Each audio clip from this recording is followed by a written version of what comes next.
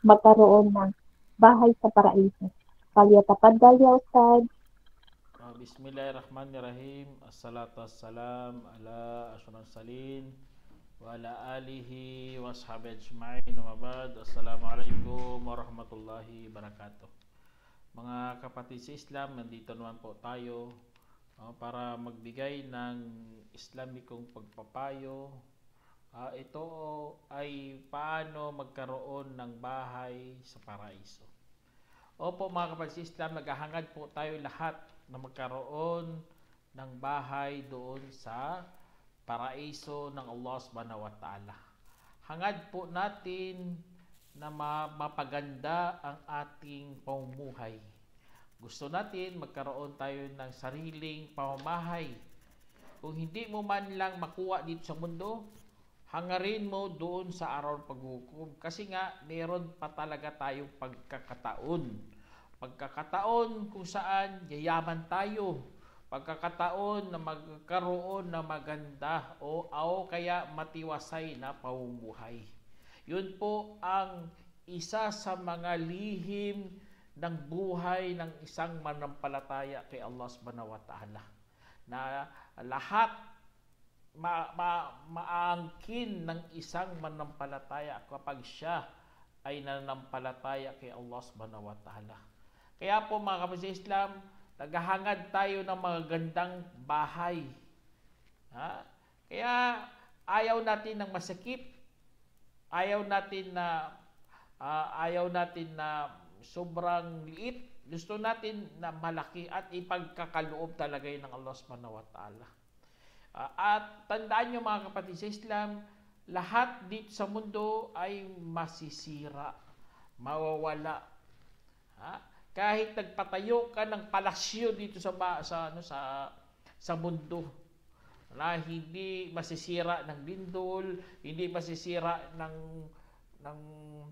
tinatawag nating bagyo o ano pa dyan, ngunit ikaw bilang isang tao, makakaranas ka ng kamatayan. Kaya ibig sabihin, lahat talaga mayroong katapusan. Kung hindi mawawasak ang bahay mo, ikaw naman mamamatay. O kung ikaw hindi ka pa namatay, mawawasak naman pamamahay mo. Subhanallah. Ganun talagang buhay. Katulad sa nangyari sa California, na hindi mo talaga kayang isipin na darating ang apoy para sunugin ang kanilang mga pamamahay. Sa atin naman, dumarating ang bagyo. Subhanallah. Dumarating ang mga lindol. Hindi mo kayang isipin na mawasak lang ng isang siglap o isang sandali lamang masisira ang iyong bahay. Kaya katulad ng sinabi ng Allah subhanahu wa ta'ala sa Quran, Aynama takunu yudrikumul mautu walau kuntum fi burujin musayyadah.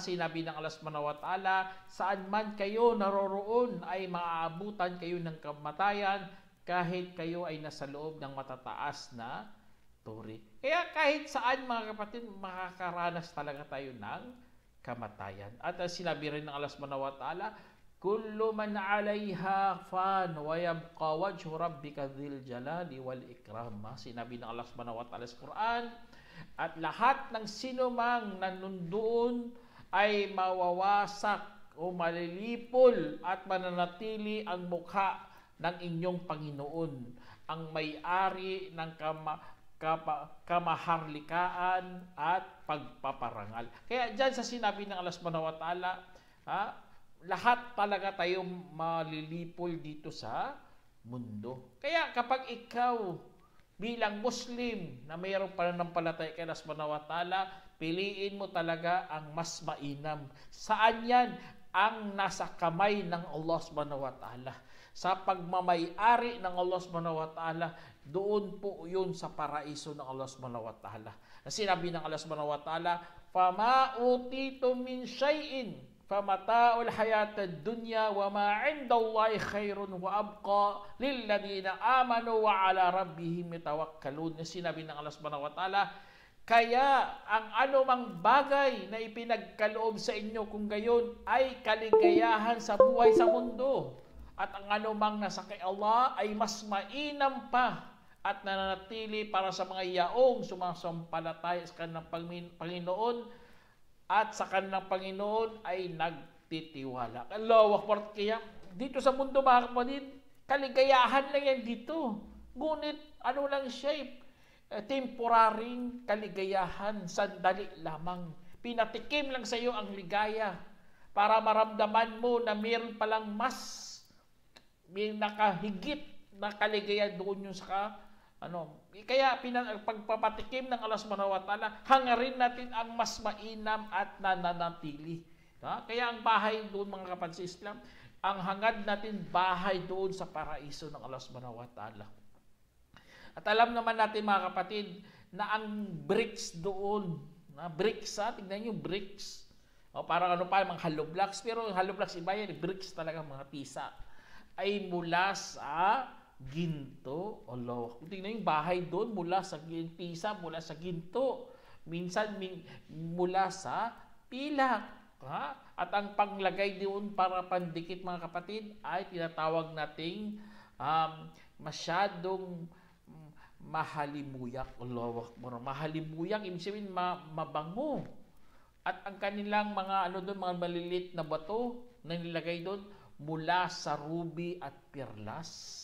At ang lupa ay saporon. Allahu Akbar. Kaya kapag ikaw makapasok doon mga kapatid sa pinagkaloob ng Allah Subhanahu wa Ta'ala, anong bibigay sa iyo? Hindi ka na magdurusa at hindi na maglalaho ang iyong kabataan at hindi rin mawawasak ang iyong mga damit. Allahu Akbar. Ito ay isinalaysay ni Darimi at ginawang Hasan ni Gairi ni Albani. Kaya sa hadith na ito mga kapatid na galing kay Abu Hurairah na nilarawan ng mahal nating Propeta Muhammad Sallam na magkaroon ka pala doon ng napakagandang bahay doon sa paraiso. Kaya ang katanungan doon mga kapatid, paano natin makakamit ang ganong pangako ng Allah Subhanahu wa Ta'ala?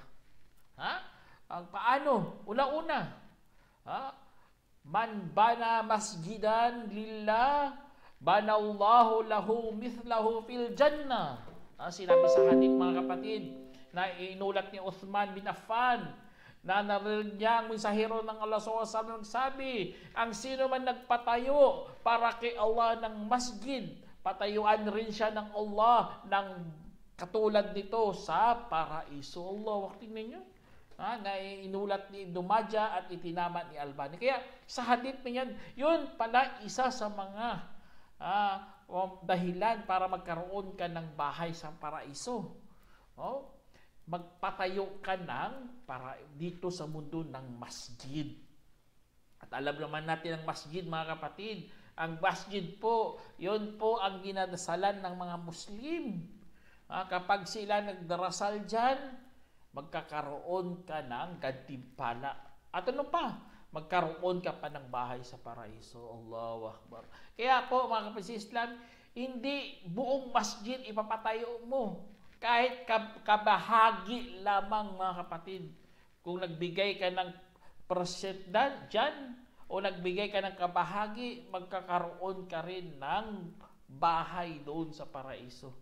Katulad sa hadith dito mga kapatid, an Jabir bin Abdullah an Rasulullah sallam qal man bana masjidan lillahi kal mafhasil qata aw asgara banallahu lahu baitan fil jannah. Sinabi sa hadith mga kapatid ni Jabir bin Abdullah, na sinabi ng mahal nating Propeta sallam, ang sino man ang nagpatayo ng masjid, kahit katulad ng pugad ng ibon na tinatawag natin sandgrus, o kaya mas maliit pa, patayuan rin siya ng Allah Subhanahu wa Ta'ala ng bahay sa Jannah. Allah. Ibig sabihin, kahit kabahagi lang, basta meron kang share, patayuan. Kaya huwag kayong magiging kuripot. Kapag mayroon kayong narinig na nagpapatayo ng masjid, magbigay kayo. Kasi nga, mayroon ka ng kabahagi doon sa paraiso ng Allah Subhanahu wa Ta'ala. Allahu Akbar. Kaya, yun, kita nyo, mga tao, gusto talaga magpapatayo ng masjid. Kasi nga, mayroon silang paniniwala meron silang hinahangad na papasukan yun ang paraiso ng Allah subhanahu wa ta'ala. Ano pa mga kapatid, paano magkaroon ng bahay doon sa paraiso? Ang magsala ng mga sunnah na 12. Kapag ikaw isang araw nagsasala ka ng 12 na mga rak'ah para sa sunnah, magkakaroon ka ng bahay sa paraiso. Kung wala kang pera, yun itong gawin mo. Di ba? Napakasimple lang. Magsasala ka lang ng 12 bawat araw, katulad na inulat ni Habiba radhiyallahu anha, na asawa ng propeta sallam.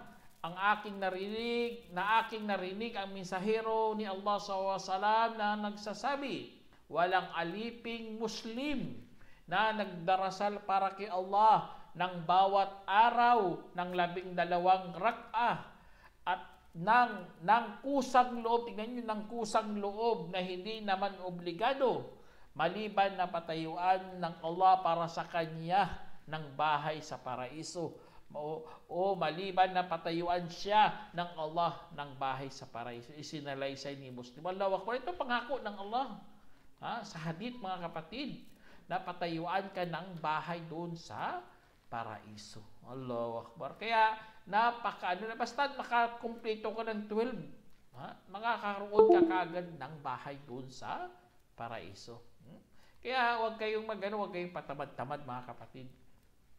At ito rin mga kapatid, para magkaroon ka rin ng bahay doon sa paraiso, na magbasa ka na tinatawag nating Suratul Ikhlas. Allahu Akbar. Tingnan yan. Suratul Ikhlas. Magkaroon ka ng bahay doon sa paraiso. Katulad ng hadith dito, an Mu'ad bin Anas al-Juhani, sahibu Nabi SAW, anin Nabi SAW, qal, man qara'a qul huwallahu ahad hatta yakhtimaha 10 marrat banallahu lahu kasra fil jannah. Sinabi sa hadith ni Mu'ad bin Anas al-Juhani radhiyallahu anhu, nakasama sa propeta sallam, na ang propeta sallallahu alaihi wasallam na ay nagsabi, ang sino mang nagbasa ng qul huwallahu ahad ng 10 beses, hanggang ito ay natapos niya ng 10 beses, patayuan rin siya ng Allah subhanahu wa ta'ala ng palasyo sa paraiso. Isinalaysay ni Ahmad at itinama ni Albani. Kaya sa hadith na ito mga kapatid sa Islam, napakasimple lang ito, Suratul Ikhlas lang. Magbasa ka ng 10. Yun ang regalo ng Allah subhanahu wa ta'ala. Kasi nga, ang Suratul Ikhlas, kahit napakaliit lang yan, kasi nga, nagpapatunay na ang Diyos ay nag-iisa. Yun ang doon, yun ang essence ng Suratul Ikhlas. Ikhlas nga, dalisay. Kasi nga, gagawin mong dalisay ang iyong pagsamba. Yun kasi ang purpose ng pagka-Diyos ng Allah. Nasambahin mo lamang siya na nag-iisa. Hindi katulad ng mga hindi Muslim. Ang Diyos nila, hindi mo maunawaan ano ba talaga. Isa pero may 3 persona. O kaya sila lahat anak ng Diyos. Lahat sila Diyos na. Subhanallah. Kaya alhamdulillah meron tayong Suratul Ikhlas na nagpapatunay na ang Diyos ay nag-iisa. Kapag binasa mo yan ng 10, Allahu Akbar, magkakaroon ka pa ng bahay o kaya palasyo nga sa hadith. Kasra, palasyo. Mas malaki pa sa bahay. Kasi nga, binabasa mo at inuunawa at sinasaulo mo at sinasapuso mo ang kaisahan ni Allah subhanahu wa ta'ala. Yun ang isa sa mga pinakamagandang regalo ng Allah subhanahu wa ta'ala sa mga manampalataya. Kaya mga kapatid, huwag niyong ipagkait talaga ang biyaya ng Allah subhanahu wa ta'ala sa atin. Ito po ay isa sa mga pinakamagandang aral na natutunan natin bilang mga Muslim. Yun ang isa sa mga pinakamagandang natin bilang mga Muslim. Ang Allah subhanahu wa ta'ala, hindi niya tayo pinabayaan, bagkus ginabayan tayo at binigyan pa ng mga gantimpala, mga pabuya, para ma-encourage tayo sa paggawa ng kabutihan. Kaya ito pa mga kapatid sa Islam, isa sa mga dahilan para magkaroon ka po ng bahay doon sa paraiso. Kapag ikaw ay namatayan ng anak. Tingnan nyo, sa oras ng tinatawag nating kapighatian, sa oras ng pagsubok, isa sa mga pinakamatindi ang mawalay ka sa iyong pinakamamahal mong anak. Kapag nawalan ka, parang kalahati yan ng iyong puso bunga ng iyong pagmamahal. Binigay mo lahat. Tapos, isang araw lamang namatay, nawalay sa iyo, subhanallah. Kaya, dahil doon mga kapatid, kapag ikaw nagtiis, kapag ikaw ay hinangad mo si Allah subhanahu wa ta'ala, insyaallah mga kapatid, papatayuan ka ng bahay ni Allah subhanahu wa ta'ala. Katulad sa hadith dito na inulat ni Musa al-Ash'ari, na sinabi ng mensahero ng Allah SAW, kapag namatay ang anak ng alipin, sabihin ng Allah sa kanyang mga anghel. Tingnan nyo, sabihin ng Allah sa kanyang mga anghel, kinuha ba ninyo ang anak ng aking alipin? At kanilang sabihin, opo. Kanyang sasabihin, kinuha ba ninyo ang bunga ng kanyang puso? At kanilang sabihin, opo. Kanyang sasabihin, ano ang sinabi ng aking alipin? Tingnan nyo, anong sinabi ng aking alipin? At kanilang sinabi ng mga anghel, ikaw ay kanyang pinuri, Allahu Akbar, at binabalik sa iyo ang lahat. Binabalik. Yung pagsabi natin ng inna lillahi wa inna ilaihi raji'un, yun pala, binabalik. Sabi ng Allah, patayuan ninyo ang aking alipin ng bahay sa paraiso at tawagin ninyo ito na bahay ng papuri. Allahu Akbar. Baitul Hamd. Isinalaysay ni Tirmidhi at kinawanghasan ni Albani. Kaya dito sa hadith na ito mga kapatid, napaka-importante bilang Muslim kapag dumating sa kanya mga ganitong mga suliranin. Magsabi talaga, inna lillahi wa inna ilaihi raji'un. At alhamdulillah, papurihin mo si Allah. Napakalaking pagkakataon na ito para magkaroon ka ng bahay sa paraiso. Kaya ganun ang pag-iisip ng isang Muslim, hindi magluksa, hindi iyak ka lang ng iyak, tapos sunod na naman na araw, iyak na naman iyak. Dapat marunong ka talagang mag-isip na ito lahat ay pagsubok ng Allah subhanahu wa ta'ala. Kaya kung pinuri mo si Allah at nagsabi ka ng inna lillahi wa inna ilaihi raji'un, maganda po yan kasi nga magkakaroon ka ng bahay sa paraiso. Tapos ano pa mga kapatid, para magkaroon tayo ng bahay sa paraiso? Ang pagdidikir, saan? Sa palengke. Tingnan nyo, kapag ikaw nagdidikir doon sa palengke mga kapatid, patatayuan ka ng Allah subhanahu wa ta'ala ng bahay doon sa paraiso. Katulad sa inulat ni Omar bin Khattab radiyallahu anhu, na sinabi ng mensahero ng Allah SAW, ang sino mang pumasok sa palengke at saka nagsabi walang Diyos maliban kay Allah, na nag-iisa, tingnan nyo, la ilaha illallah wahdahu la syarika lah, lahul mulk wa lahul hamd, yuhyi wa yumit, biyadihil khair, wa huwa ala kulli syai'in qadir. Yun ang dikir, kung ano pa sa Tagalog pa. Na walang Diyos maliban sa Allah, na nag-iisa, na walang kasosyo, na nasa kanyang kaharian at papuri. Siya ang bumubuhay at pumapatay, at sa kanyang kamay ang kabutihan.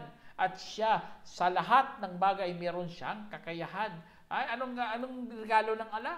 Isulat ng Allah para sa kanya ang libu-libong kabutihan at burahin ang libu-libong kasalanan at iangat siya ng libong-libong baitang at patiyuan siya ng bahay sa paraiso. Isinalaysay ni Hakim at ginawanghasan ni Albani. Kaya lowa ko, tingnan nyo sa hadith na ito mga kapatid. Patayuan ka ng Allah kasi nga nagdikir ka sa palengke. Alam naman natin ang palengke, mga mall, lahat dyan gustong negosyo, lahat dyan gusto makabili, lahat dyan makamundo. Ngunit ang tao na ito hindi siya na tangay sa mga ganitong mga kalakalan. Pagkus binabanggit niya pa rin ang dikir kay Allah subhanahu wa ta'ala. Allahu Akbar. Ganun ang ano niya. La ilaha illallah wahdahu la syarika lah. Lahul mulk wa lahul hamd wa huwa yuhyi wa yumit biyadihi al-khair wa huwa ala kulli syai'in qadir. Yun, dikir lang yun mga kapatid. Pero napakatindi pala ng gantimpala mula kay Allah subhanahu wa ta'ala. Wag nating kalimutan yan. Kasi nga ang palingki nakakalimot diyan ang mga tao kay Allah subhanahu wa ta'ala. Kaya po, yan isa sa mga pinakamagandang gawain po yan mga kapatid. At ito pa mga kapatid, kung gusto niyo magkaroon ng bahay doon sa paraiso, ang gagawin mo, punan mo ang puwang sa sala. Kapag may mga nagsasala, grupo-grupo na yan, hanapin mo ang puwang. Kapag napunan mo yan, Allahu Akbar, magkakaroon ka ng bahay sa paraiso. Katulad sa inulat ni Aisha radhiyallahu anha na sinabi ng mensahero sallallahu alaihi wasallam, man sadda furjatan fi saffin rafa'allahu biha darajah wa bana lahu baitan fil jannah. Sinabi na sino mang nagpuna ng isang puwang ng linya sa pagdarasal, iangat siya ng Allah dahil rito ng baitang at patayuan siya ng bahay sa paraiso. Isinalaysay ni Tabarani. Kaya itong mga kapatid, napakasimpleng gawain na ito. Ngunit meron ka na palang bahay. Kasi nga sinunod mo si Allah subhanahu wa ta'ala. Pumunta ka sa masjid para magsala. Sumama ka sa mga nagsusudyod, sumasama ka sa mga yumuyuko. Allahu Akbar. Kaya yun, isa sa mga pinakamagandang isa sa mga gawain kung saan makakaroon ka ng bahay sa paraiso. At isa sa mga gawain din mga kapatid para magkaroon ka ng bahay sa paraiso. Ito laging nangyayari sa buhay natin . Laging nangyayari kapag lagi ka sa mga kasamahan mo, lagi ka sa mga kaibigan mo. Ano yun? Ang pakikipagtalakayan. Makipagdebate ka. Minsan magsisigawan na kayo kasi ayaw mo bumaba . Gusto mo ikaw masusunod. Kaya kapag ikaw umabot sa mga ganito mga kapatid, sa ganitong pangyayari na ito, isipin mo pagkakataon mo na yan magbumaba, manahimik para magkaroon ka ng bahay sa paraiso. Para hindi mo mabuksan ang pintuan ni Satanas. Kasi nga mag-aaway lang kayo . Lalayo lang ang inyong kalooban dyan .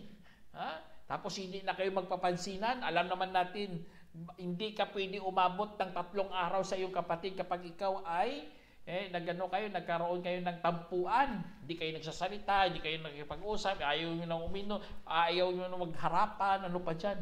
3 araw lang yan . Kung lumampas ka, haram na yan.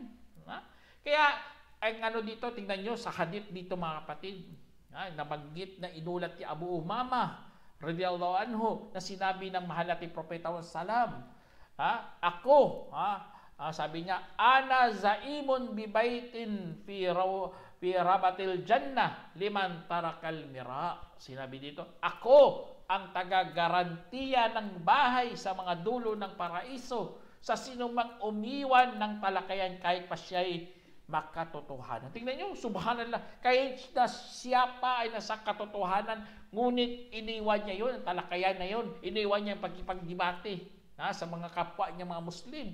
Patayuan po siya ng bahay sa paraiso. Allahu Akbar. Ganun lang mga kapatid. Ano pa? At ang sabi dito, sa gitna at bahay sa gitna ng paraiso sa sino mang umiwan ng kasinungalingan kahit pa siya'y nagbibiro. Yun din pala mga kapatid, mga biro-biro na yan. Kapag iniwan mo ang pagsisinungaling, inshallah magkakaroon ka ng bahay sa paraiso, sa gitna pa talaga. Tapos ano pa?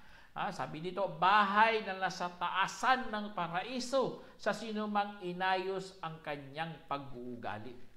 Isinalaysay ni Abu Dawud at ginawang hasan ni Albani. Kaya itong isa sa mga pagkakataon natin mga kapatid na para magkaroon tayo ng bahay sa paraiso. Kasi nga ito naman ang ano natin, hangad natin, gusto tayo magkaroon ng magandang pamumuhay. Yun, iwanan mo ang mga diskusyon. Kahit ikaw pa'y makatotohanan, iwanan mo yan. Away lang yan talaga ang pupuntahan ng kanyang patutunguhan. O kaya, kung magbibiro ka, iwanan mo kasinungalingan, huwag puro kasinungalingan. Wala namang problema, biro ka eh. Pero mga puro kasinungalingan yung mga pinagsasabi, yun ang problema sa lahat. O kaya, ayusin mo ang iyong pag-uugali. Inshallah mga kapatid, yan ang mga magandang mga paalala sa atin. Ang mga ganito, para magkaroon tayo ng paraiso magkaroon tayo ng bahay doon sa paraiso ni Allah subhanahu wa ta'ala. Kaya napakaganda talaga ng katuruan ng Islam kung bakit po tayo gumagawa ng mga hakbang para sa pagsamba kay Allah subhanahu wa ta'ala. Kasi nga, hangad natin na papasukin tayo at meron na tayong bahay doon sa paraiso. Allah, bahay ka doon, may bahay ka na. Proud na proud ka sa sarili mo talaga kapag ikaw nakapasok ka doon. Tayo sa iyong mga pinanggagawa dito sa mundo. Hindi nagsayang ang iyong buhay sa paggawa ng kabutihan. Kaya, likas yan sa mga tao, mga kapatid. Lalo na ang tao, gusto niya ang bahay niya mayroong mga dekorasyon. Lalo na gusto niya magkaroon ng maraming puno sa kanyang halamanan, ang kanyang mga garden, gusto niya maraming puno. Kasi nga ito isa sa mga kaya ang Allah subhanahu wa ta'ala binuksan din niya yan. Kung gusto niya magkaroon ng maraming mga puno doon sa paraiso, ito gawin mo. At alam naman natin mga kapatid, ang paraiso ay fala ta'lamu nafsun ma ukhfiya lahum min qurrati a'yun jazaa'an bima kanu ya'malun. Sabi ng Allah subhanahu wa ta'ala, walang sarili na nakakaalam sa kung ano ang merong itinago para sa kanila doon, ng anumang kaligayahan sa mga mata, para bilang kabayaran sa dati nilang pinanggagawa. Yun ang regalo ng Allah subhanahu wa ta'ala, mga kapatid.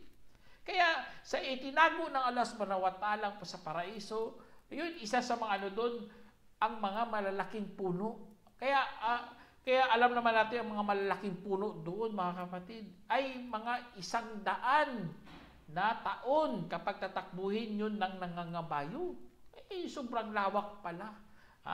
Kaya sa sobrang lawak mga kapatid, mga ng Allah subhanahu wa ta'ala, ipagkakaloob. Kaya paano mo tataniman yun?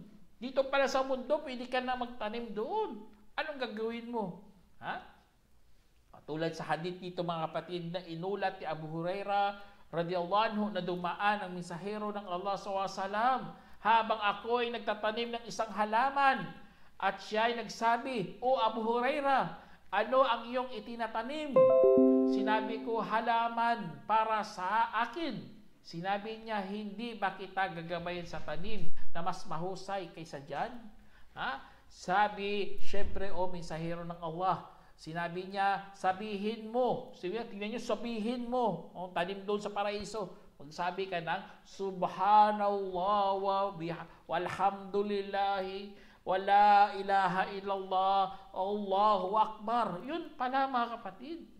Bawat isa ay itatanim para sa iyo ang isang puno sa paraiso. Isinalaysay ni Ibn Majah at itinama ni Albani. Kaya sa hadith na ito mga kapatid, yun pala, gusto mong magkaroon ng maraming tanim doon sa paraiso, yun lang bagitin mo. Subhanallah, alhamdulillah, la ilaha illallah, Allahu Akbar. 4 na ito mga kapatid. May ibig sabihin, kaluwalhatian kay Allah, kapurihan kay Allah, walang Diyos maliban kay Allah, ang Allah ay dakila. Yun, sasabihin mo lang yan. Magkakaroon ka na kaagad, ipapatanim doon ng Allah subhanahu wa ta'ala.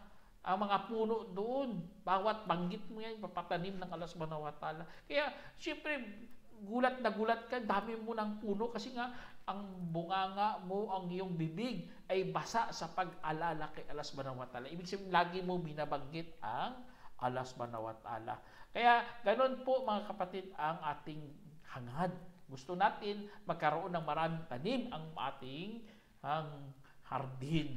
Inshallah sana meron kayong napulot ang aral mga kapatid. dito sa mga paggawa na ito, yun isa sa mga yung pagsabi ng subhanallah. Pero pang isang hadith nga, subhanallah yung azim wa bihamdi, ay patatanim yan siya ng dates. No, yung tinatawag nating nakhla sa paraiso. Kaya yun, isa sa mga yun, dinagdagan mo lang subhanallahi al-azim wa bihamdihi. Inshallah, magkakaroon ka ng napakagandang nakhla, ibig sabihin dates doon sa paraiso. Hanggang dito na lang mga kapatid. Subhanallah bihamdihi wa atubu ilaik. Assalamualaikum warahmatullahi wabarakatuh.